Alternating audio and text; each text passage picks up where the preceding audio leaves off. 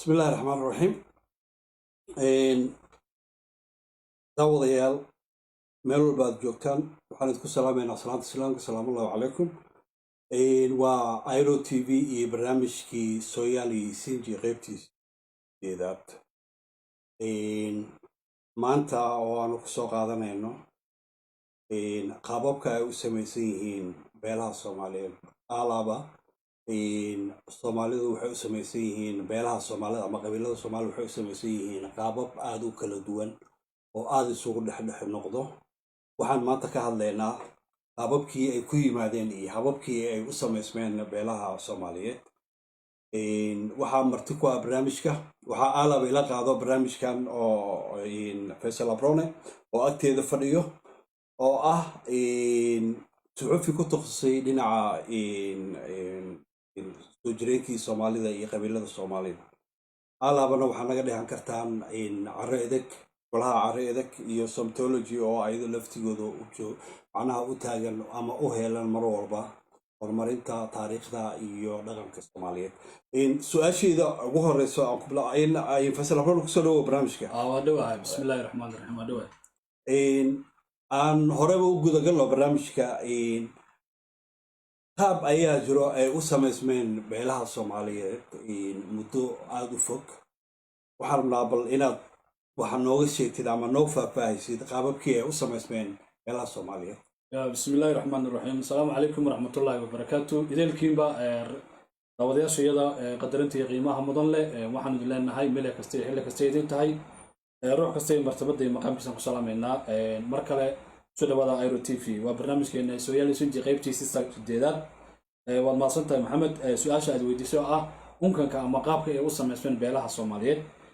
run ahaantii beelaha soomaaliyeed ama dee qabaa'ilada soomaaliyeed ama toolweynaha soomaaliyeed siyaabo kala gedisan oo fara badan ayay u samaysmeen, laakiin maanta laba ayaynu soo qaadan doonaa. waxayna ka mid yihiin labadaasi kuwaan soo socda. kow, guud ahaan bulshada soomaaliyeed waxaa lagu tilmaamaa inay u abuuran yihiin wax la yidhaahdo wiil talo iyo wiil tagoog. yacni ninna waxa weeyaan talo ayuu ku yimid, ninna waa tagoog. tagoogtu waxa weeyaan waa abka ama waa odayga ay ku abtirsanayaan. ninna wuxuu ku yimid qaab talo ah ama tusaalayn ah ama dhaqan wadaag ah ama deegaan wadaag ah ama arrin wadaag ah. guud ahaan horta labadaasa loo kala saaraa, waa wiil talo iyo wiil tagoog. waxaa jira markii labada laga yimaado laba qaybood oo haddana ay qabaa'ilada soomaalidu ay gelayaan. labadaas waxay kala yihiin isbahaysi iyo gaashaanbuur.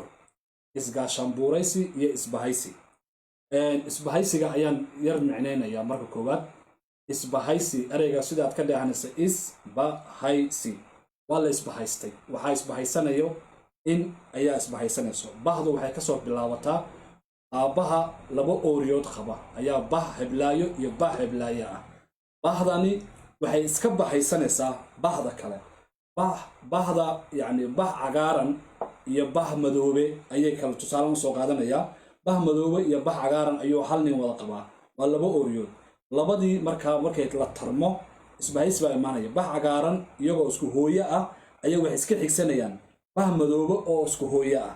halkaa waxaa kasoo bilaabaya isbahaysiga. isbahaysiga wuu korayaa, sare u soconayaa. isbahaysigaas marka wuxuu marayaa ardaa,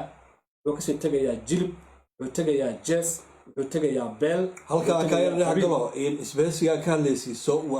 alaaba waxaa maqalnaa baho hebel. qabiilo badan oo soomaaliya ayaa laftigooda waxay leeyihiin baho hebel, baho la sooskal. macnaha taasoo kale way ka mid tahay sooma? way ka mid tahay. inkastoo bahaha mararkan waxaa jiro baha habar, bah iyo habar ayaa mar laisku larayaa. marna waa bah gooni ah, marna waxaa leeyahay bihiina. marka in waa isku hooyo.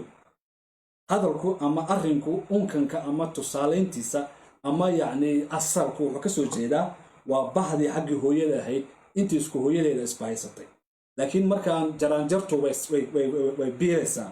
yacni beel dhan oo meel ka timid iyo beel kale ayaa haddana isbahaysanaya iyagoo og qaacidada ama xeerka halka uu salka ku hayo ah hooyo iyo intay dhasheedii oo gooni ah. marka bahdu isbahaysigu halkaasuu ka yimid horta. isbahaysigaas marka wuxuu ku salaysnaan karayaa dhowr arrimood. kow, wuxuu ku salaysnaan karaa isbahaysi dhaqaale, in laba bahood ama laba ardaa ama laba jilib ay qaab dhaqaale isku bahaystaan iyagoo iska bahaysanaya cid kale ilaa mar kasto oo la isbahaysanayo cid baa la wajahayaa oo awood ku ah oo ama cadow ku ah ama awood kale waxaa la isku bahaystaa qodobka labaad awood ama marka hore dhaqaalaynu ka hadalnay qodobka labaad waxaa la isku bahaystaa siyaasad maanta waxaa jira beelo Soomaaliyeed oo hayb ahaan aan islahayn laakiin siyaasad ahaan isku bahaystay maxay isu bahaysanayaan siday u maquuniyaan beelaha kale ama koonfur hal jooga ama waqooyi waxa jira beelo aan isku deegaan ahayn oo dhaqan wadaagaan ahayn oo arrin kale laakiin maxay wadaagayaan siyaasad beelahaasi waa isbahaysi siyaasadeed waxaa jiro isbahaysi dan mid daneed baa jira oo leh waqti uu bilowday ilaa uu dhamaanayo danta waxay noqon kartaa sanadka ayada ah in reer hebel la caawiyo oo laga caawiyo dhaqaale siyaasad inuu inankooga ama madaxweynaha ay doonayaan inuu soo baxo isbahaysi daneed weeyaan ka marka waqti uu leeyahay waqtiga markii la gaaro uu dhacayaa dabadeedna waxa laga yaabaa inay dan kala timaado isbahaysigu marka uu badan yahay gooni mar kale sii wadi doonaa isgaashaan buuraysiga uu imanaya ereyga isgaashaan buuraysi af Soomaali ahaan isagana waa inaan fasirno gaashaan buur waxa la yiraahdaa adiga gaashaankaagi aniga gaashaankaygi hebel gaashaankiisi ayaa meel la isugu keenaya gaashaamadani waa intii geesiga ah geesiyaashii beelaha gaashaankii ay wateen weeyaan waxa la leeyahay meeshani waxa la dhigayaa gaashaankii hebel iyo hebel iyo hebel iyo hebel waxay noqonayaan gaashaan marka isu geeyo buur waa gaashaan buur meeshii gaashaan intaas oo macnaha awoodi baa la sugayay anoo reer hebel adoo reer hebel ninkaas reer hebel damba isu keentay waan isgaashaan buuraysanayna ahdi baa la qoranayaa ahdigaasi marka waxa la sameeyaa raggi oo dhan meel baa la isugu keen waayo haddaan anigu gaashaankayga aan haysto oo adig kaaga aad dhigto hebelniga gaashaanku kaliya ma ahan dashiilka kaliya ma ahan waa warankii waa hootadii waa qolxadkii waa hubkii hubkii meel la dhigayaa marka waa ahdigii ayaa la unkayaa gaashaan buur marka buur ayaa la dhisay aniga marka hubkaygii halkan uu yaalaa hubkayga maadaama halka yaalo ma dagaalami karo marka waxa meesha ka imanayso isku kalsooni inaan isku kalsoonaado hubkayga inuu halkan yaalo ninkaan reer hebel waxaan ku heshiinaynaa inaan iswada difaacno maadaama halkan hubkeena yaalo halka hubka la dhigayana waxa loo yaqaanaa gaashaan dhig imika maxaan isticmaalnaa wasaaradda gaashaandhigu muxuu yahay waa meeshuu hubka la dhigay soo maahan aniga hubkaygii iyo hubkaagii iyo hubkii intaasoo beelood ay lahaayeen meel baa la dhigay waxaa loo bixiya gaashaandhiggaasi marka waxay leedahay rag xeer beegti ah oo qaabka waxaasi u yaallaan beel walba hubkay keentay og oo qoraya oo nidaaminaya isgaashaan buuraysiga marka saasuu isagana ku imanaya waxaa imanaya marka in xeerar la qorto maanta kadib wixii adiga hebelo maanta wixii ka dambeeya ama odaygii dee reerka matalayay adigu maanta wixii ka dambeeya waxaad qayb ka tahay gaashaan buurta maanta aan abuurnay tusaale ahaan geed weyn oo harac ah ama dee damal ah oo hoostiisa la joogaa geedka magaciisa ayaa lala baxayaa marka oo maalinta meesha la fadhiya beelo badan oo Soomaaliyeed saasaa jira laakiin hadda ma sheegayno waan haynaa beelahaas marka ay abuurmeen gaashaan buurta ku abuurmeen qaabkii loo sameeyay kulli halkan aan ku hayno laakiin markay timaadaan sheegaynaa labadaasi marka isbahaysiga iyo isgaashaan buuraysiga waa labada ugu weyn ee maanta Soomaalida ay u dhisan tahay iyagoo Soomaalidu dad wada asal yihiin ayaa haddana waxaa jira mar kasto 200 sanaba dadka Soomaalida waxay ahaayeen dhiilowjo 200 sanaba waxa la cusboonaysiin jiray isgaashaan buurta iyo isbahaysiga haddii markaa daraad 200 sano ka hor qaab loo dhigay xaaladda iyo marxaladda iyo cadowga iyo jawiga wuu isbedelayaa waxaa loo baahanayaa marka xeerar cusub iyo nidaam cusub iyo ciidan cusub oo kusoo biira beelaha marka taasi waa rukumada qaabka marka beelahaasi iskaashan buurta ah intii ay yihiin kuwa isbahaysiga ku dhismay kulliga wayna markale ka hadlaynaa waxaad moodaa in dadka Soomaaliyeed inay lumiyeen dhaqan iyo awood soo jirtay muddo lagu soo dhaqmay ay ka doorbideen macnaha dhaqamo kale oo meelo kale laga keenay inay isticmaalaan ayagoo luminayo tii dhaqanka u lahaayeen macnaha waxaan ka wadaa awooddaas la qaybsanayo la isu keenayay maskax weyn baa ka dambeysay kulley waxyaabaas baa laga lumiyay okay waa barnaamijkeenii sooyaaleysiinji qaybtii 8 ayaan ku guda jirnaa. waxaa jiro badi oo aan maqlaa beelaha Soomaaliya dhexdooda inay jiraan afarta iyo adeerkood, macnaha afarta iyo adeerkood, bal taa noo micnee macnaha waxaa lagu wadaa afarta iyo adeerkood. waa sax wey. inta aan u gelin taa wax yar waxaan israacsanayaa qaabka isbedel ama dhalan rog ee bulshada Soomaalida. waxaa jira wax la yiraahdo tol iyo beel iyo qabiil. dadku waxay isku qaldaan qabiil iyo beel. tol iyo qabiil iyo beel inta waa isku qaldaa. tolka aanu micnayno ereyga tol ma ahan dad wada dhashay sidiisaba. tolku waa dad dan wadaag, dhaqan wadaag, deegaan wadaag, arrin wadaag ah noqon kara. tol marka way toloobeen, waa la tolay, waxbay meel wada dhigteen. waaga hore tol arrintaasaa jirtay. beel marka la yiraahdo beeshu way ka awood yar tahay tolka, waayo tol waxaa noqon kara awoodo isbiirsaday. beelo badan ayaa noqon kara tol. oo beelo lah 100,000 oo ciidan, 70,000 oo ciidan, 50,000 oo ciidan ayaa tol noqon jiray. oo waxa weeye meesha ku baxday cir tararay tol ayaa tola. يعني وحوي أود وطلق مركو سوي مادو يعني مدوغو سوي أود ولاية مال برانو بوحين كرا وحوال با بيلنا باشو وحويان يودو وحلي لها جرانجرو لوسي هوس لو دادعو ودادكو إياغو اسكو بيلا أيا هدانا قاركود وحي كلا نقو كريان قاب أيا باشو كسو كالجيلي كران. لكن باشو وحلي لها أرداغا أما جيلبكا أما يعني أما اللفتا يعني هوس انت بنا وحلي لها وداد إسله. لكن إسلهانشو هو جرانجر iyaduna waqti dheer baa naga qaadanaysaa. waxaa jira qabiil. ereyga qabiil islaamka ka hor dagalkeena ama deegaanadeena ereyga qabiil lama adeegsan jirin. qabiil waa ereyada af carbeedka ah ee noo soo tallaabay marka la mashiiqsado oo ma aad loo lafaguro, waayo martabad waliba oo af Soomaaliga ku qotonta waxay leedahay ujeedo. laakiin ereyga marka uu erey shisheeye yahay ujeedadiisa dhabta ah waxaa dareemi karaya nin kale. qabiil marka ereyga qabiilku waa erey dhalan rogay ereygii tolka. oo hebel isku qabiil baan nahay, meeshii awal ahayd isku tol baan nahay. oo tolku oo ahaa dadkan sheegnay qaabkii u midoobeen waxaa bedelay isku qabiil baan nahay. marka qabiilku iyo tolkuna way isu dhow yihiin, iyaguna waa sidaas oo kale. taa marka intaa ka imaado mid walbana wuxuu leeyahay inaan aad u fasirno, laakiin maanta waan dul maraynaa. su-aashaadii baan u imanayaa afartii iyo adeerkood. sida caadada ah beelo badan oo Soomaaliyeed oo aynu wada garanayno umana baahnay inaanu sheegno afarta hebel iyo adeerkood way badan yihiin, Soomaalidu way wada yaqaanaan. maxaa sababay afar iyo adeerkood in lagu jaanbuuyo haybta qabiilka? dhowr arrimood baynu soo qaadanaynaa. kow, Soomaalidu waxa la yiraahdaa waa oday ooriya batay oo haddana dhul yani ooda batay. waa oday ooriya batay oo ooda batay, sida uu qabo Professor Cabdiqaadir Salaad Dhoorre. dumar badan buu guursaday. markastoo odaygu dumar oori cusub guursado waxaa soo biirayo aqal cusub iyo mooro cusub iyo xoolo cusub. oodina markaa way fidaysaa.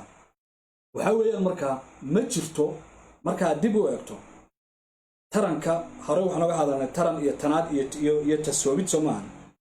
ma jirto inta badan markaa dib u eegto hal wiil oo meel taagan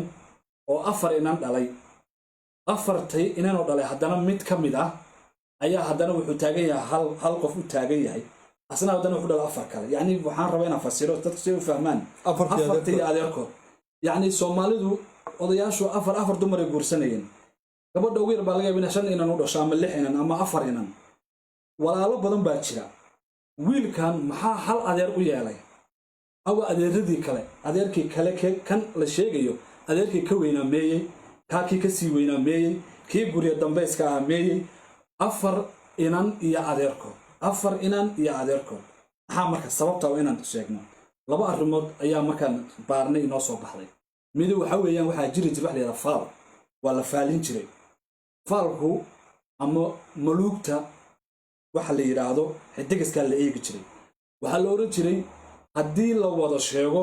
4 iyo 4 adeeradood, 4 inan iyo 8 adeeradood, waxaa la aaminsanaa inay waxyaabaha qaar baa jirtay, waa la cawriye karayay, khaladaad baa iman karayay. marka waxbaa la maldahayaa. yacni si cadowgu laftiisa uusan u ishaaran afartan inay la dhasheen 8 wiil oo gaashanqaad adeer u yihiin laakiin markii la afartan hal inanba hal adeer bay leeyihiin waxaa laga yaabaa inuu soo qaado awoodii marka ciidankii raggii fadhiyay waxba la qarinaya dhabar jabin baa lagu sameeyay xeelad dagaal waayo dadku mar walba waa inay baqa guur wax la yiraahdo jiray mar walba dhiilow joog baa leeyahay waxa la oran jiray dagaal gondahaga keeg Soomaaligu dagaalka kama fogeynba marka gondihiisu dagaalka ka jiray marka waa la faalin jiray wadana faalku wuxuu sheegayay adeerada inta badan in la qariyo mid marka waxay noqotay qaacido la kala dheegto qaacido la kala dheegtay noqotay yani laga soo bilaabo ilaa aji in laga soo bilaabo ilaa hoose afarta iyo adeerkood afarta hebel iyo adeerkood afar ayaa jirta haddii dadka weydiiso adeerka wiilka ka weyn ama la dhashay qof garanaya ma jirta hadda laakiin waanu haynaanaa ka weyn la dhashay marka ku tirada maxaa loo sheegi waayena dee waxay koranayo dee dadkaasi dee ujeedooyin kale lahayd laakiin ujeedooyinkii labadaas mid waa ta labaad marka in la qariyo iyadana waxaa sabab u ahayd dhinaca magta iyo xoolaha sida loo kala qaadanayo xoolaha odaygan waxaa la yiraahdaa maamaha baa oranaysa wiilkaaga walaalka lahow walaalkaana wiilka lahow odayga marka uu inamo waaweyn oo la gaarsiiso kala gaashaaqaada oo dhalo waa inay jiraan inamadani wiilal odayga la dhashay oo ay ka baqanayaan haddii kale ahayn inamada odayga aabbahood markay yar dareemay inuu yar ciiray yar itaal dareeyay way ku durdurinayaan awoodday kala wareegayaan wiil odaygaana asna marka la leeyahay walaalkaana wiilal ka lahow walaalkaana wuxuu walaalkaa adigu badanaaya laakiin waa in wiilal inay uu ka baqanayo farsamo marka waxaa jirtay dhinacaasi ayaa mar walba waayo waxaa la isku jiri jiray waa xoolaha yani dadku xoolo dhaqatay oo bannaayeen waxaa la isku jiri jiray damac badan baa jiray marka waxaa jira waxyaabo la doonayo afartii la dhalatay odaygani hadday afartiiba soo istaagaan meesha oo yidhaahdaan adiga ayaa nagu afar ah iyo afarta aad dhashay لسديت وحنا ugu qaybiya arrin baa imanaysa marka odaygani saddexdii la dhalatay inuu dambaabaso oo daah saaro wuxuu doonayaa inamadiisa inay ku soo aado sad dhab ah oo yani sida la filaya ka weyn marka labada arrimood ay horta ku qotontaa iyo kuwa kale oo badan oo qarsoon marka iyadana waan ka sii gudbaynaa waa gartay soo lama oran karo afarta adeer iyo wiilka macnaha dhinaca xigta soo lama dhigi karo maadaama loo dhigay afar walaalaha iyo adeerkood soo lama dhigi karo afar adeer iyo wiiladay iyo may kale looma celin karo looma celin karayo waxa weeyaan hab dhaqankan uu tisqaaday yani afar adeerood iyo wiilkooga iyo wiilka adeerku yihiin waxaa jira qabaylada Soomaalida wiil iyo abtigi oo hal qabiil noqday ayaa jira taariikhda يعني gabadha wiilkan yani oday baa wuxuu dhalay wiil iyo gabadhii ayaa waxay dhashay inan kale tarankii inanka gabadha ay dhashay iyo wiilkii abtiga odaygii abtiga u ahaa ayaa hal qabiil isku noqday qabiilkan waan sheegi doonaa marka la gaaro insha Allah laakiin dhinaca kale saad sheegaysid afar iyo wiil adeer u yihiin ma jiro kaas weli ka ma soo gaarin waxaad daawadayaal waxaan ku geli jirnaa barnaamijkii Sooyaalisiin qaybtii 8 waxaa muuqata dadka Soomaalida inay lumiyeen luqad iyo dhaqan aad muhiim u ah oo muddo soo jiray qabyaalada sida loo qabiilkana inuu yahay waxyaabo aad muhiim u ah oo lagu dhaqmi jiray muddo aad u dheer kulay waxaad moodaa inay meesha ay luntay taariikh aad u dheer inay luntay iyo dhaqamo soo jireena waxaa usii gudbaynaa su'aalaheenii aan weydiinaynay Faisal Abrone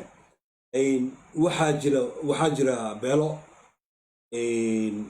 caabuda re iyo ra waxaad moodaa dad fara badan inaysan arrintaa la socon bal inoo sharax beelahaas re iyo ra caabuda hadda ma caabudaan laakiin re iyo ra caabud bay ahaayeen dowrkii hore waxaan ka hadalnay beelaha waaq caabudka magaca waaqeed uu ku labnaa oo iyaga martabadooda waaq lagu daray beelahaasina waxaan nidhi waa dad isle walaalo ah beelahani ra ama re-da caabudka ahaa iyaguna waxa weeyaan waxaa ka mid ah intaanan maanta soo qaadaynaa waxaa ka mid ah beelaha garre iyo gurre iyo gabre iyo gariire iyo surre shantaasi garre re ayaa xagga ga re ayaa xagga dambe kaga jira su re waa surre gu re waa gurre ga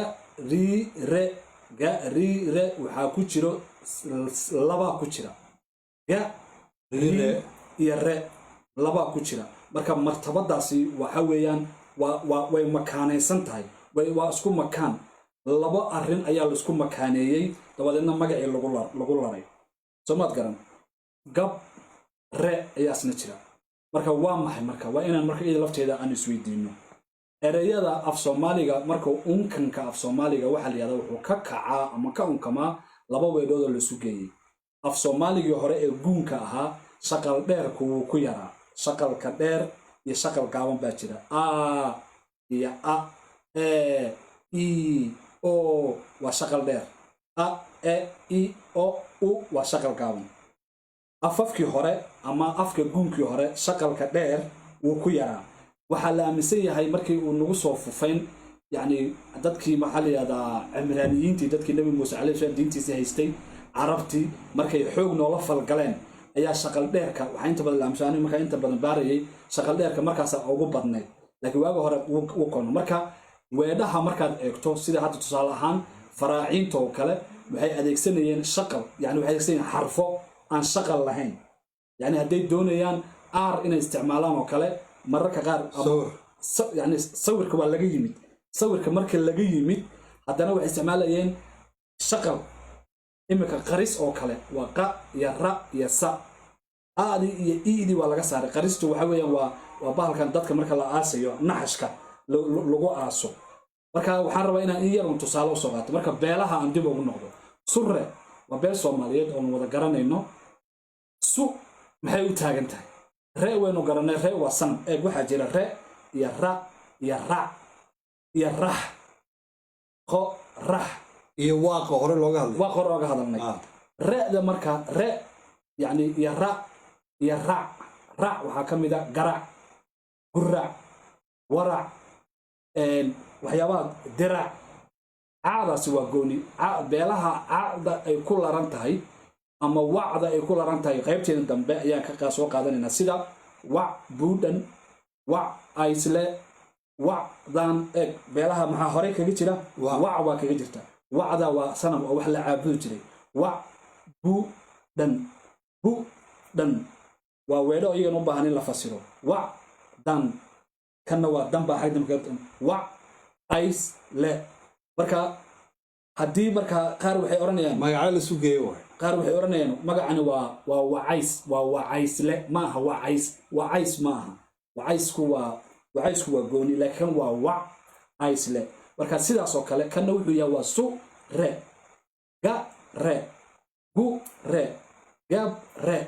marka kuwana waa sidaas oo kale marka gabtani imika gabre waa ummad soomaaliyeed oo la dhalan rogay waan soo wadnaa halkaan ku jira hadda waan ka hadli doonaa waa ummad la dhalan rogay oo la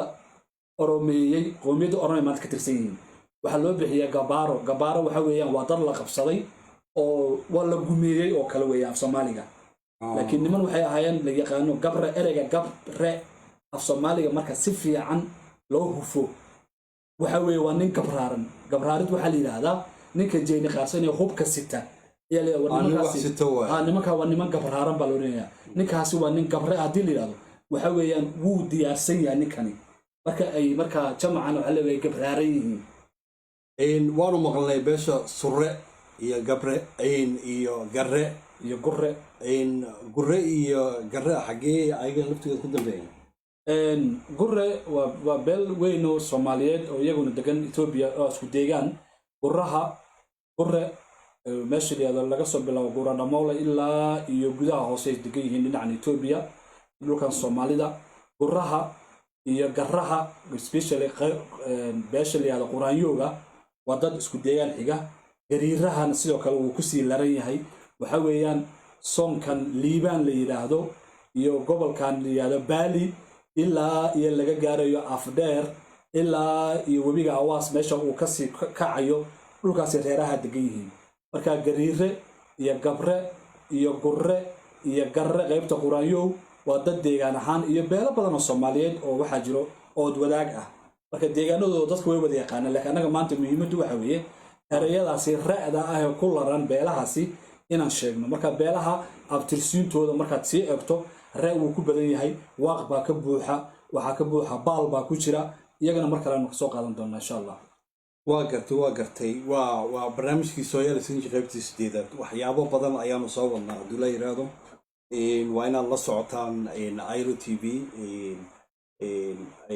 barnaamijadiisa idinkoo ka faa'iidaysan doona barnaamijkeena hore oo sii wadno waxaa jiro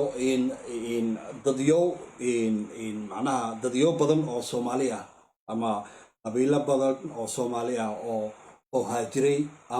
ama tegay waxyaaba macnaha ama dhibaato ha noqoto ama waxun ha noqdo awgood galayna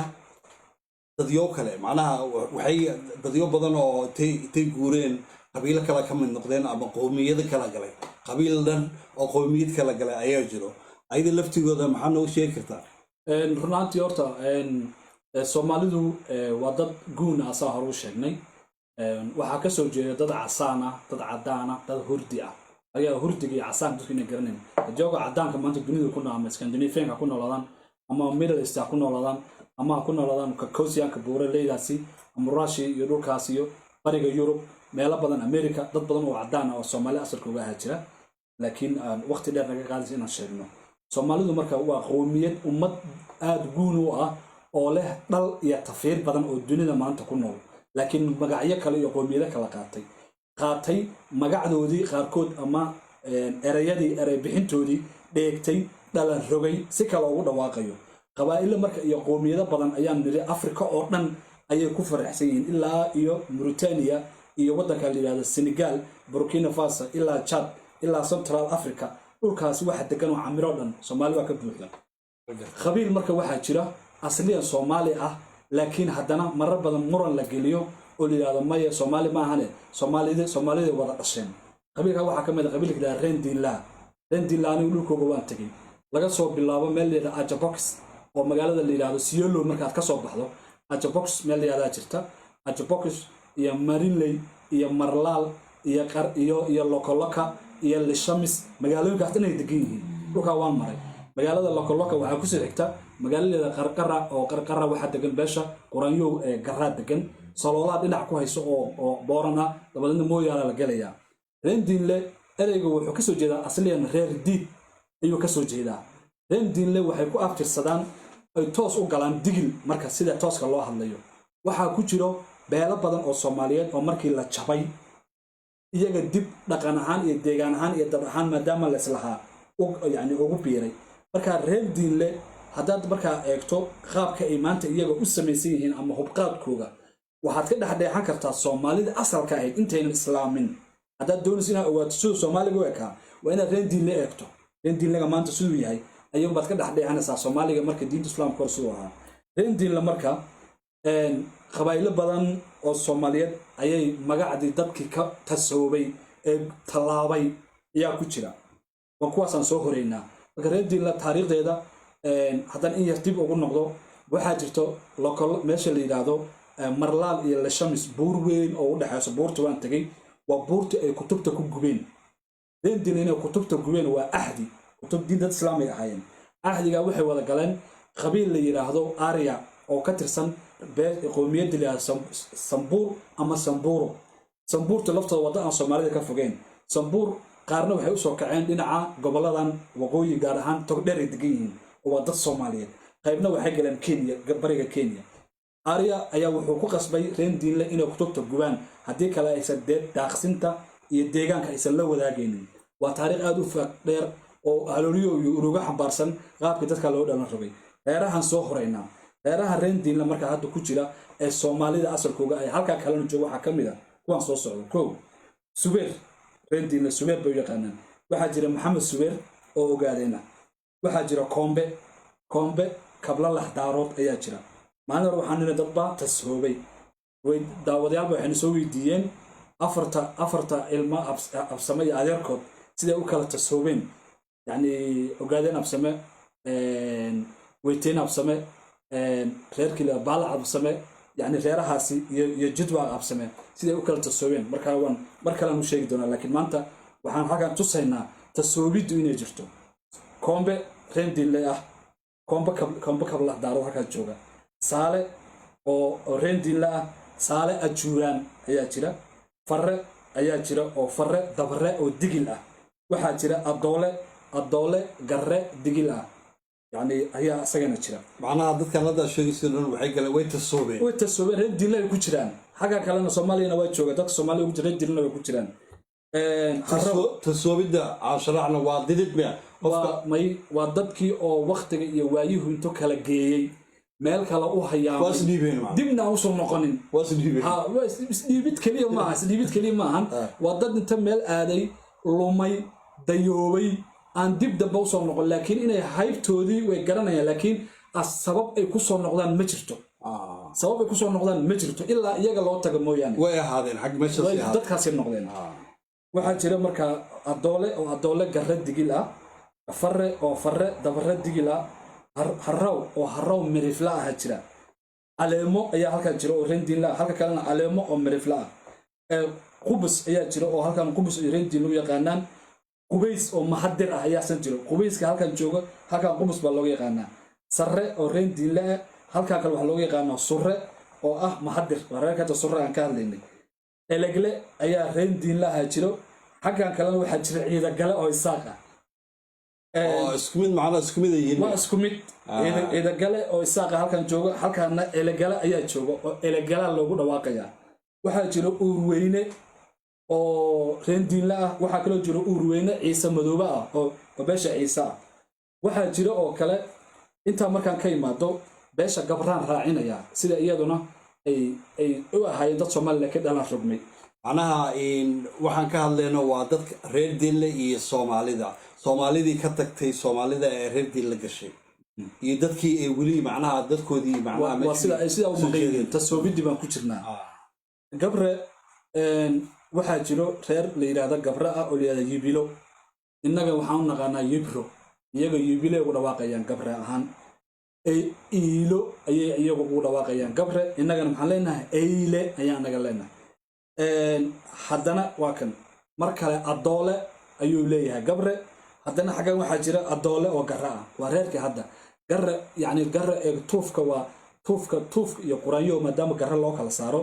qurayogu waa dad aad u tira badan laakiin adoole masare iyo adoole halkana waxa weeyaan yani markaad ka hadlaysa furkushaha iyo maxaa la daraawaha iyo yani waa reero badan oo tiro badan xagga kalena halkan marka gabre yibilo soomaaliduna waxa weeye waa yibro eylo ayuu gabre leeyahay innagana waxaan leenahay eyle adoole oo gabre aha jiro adoole garre aha xaggana jire gurre ayaa halkan jiro oo gabre u yaqaanaan innagana waxaan u naqaanaa garre waxaa jira saale haddana saale ajuuraan saale ajuuraan marna gabro ku jiraa marna wuxuu ku jiraa reendinle gabre adoole reendinle ah adoole garre ah adoole gabre ah soo garan maysid waa intaa weeya intaasaan maanta kusoo guraanidi karayna intaan hore waa gartay waxaa weeye waa barnaamijkeenii sooyaalisinkii qaybtii 8aad ayaanu intaa soo wadnay wixii su-aal ah ama tala ah waxaad noogu soo qori kartaan emailka ah irotv@gmail.com waxaad nalaga xiriiri kartaan ama ka daawan kartaan youtube-ka youtube.com/irotv waxaad kaloo ka daawan kartaan irotv.com mar kale ooaan hawada isku arki doono waxaan kaga tegaynaa salaamullaahu calayka aniga iyo faysal abrano waxayna leenahay nabadgelyo iyo ammaano.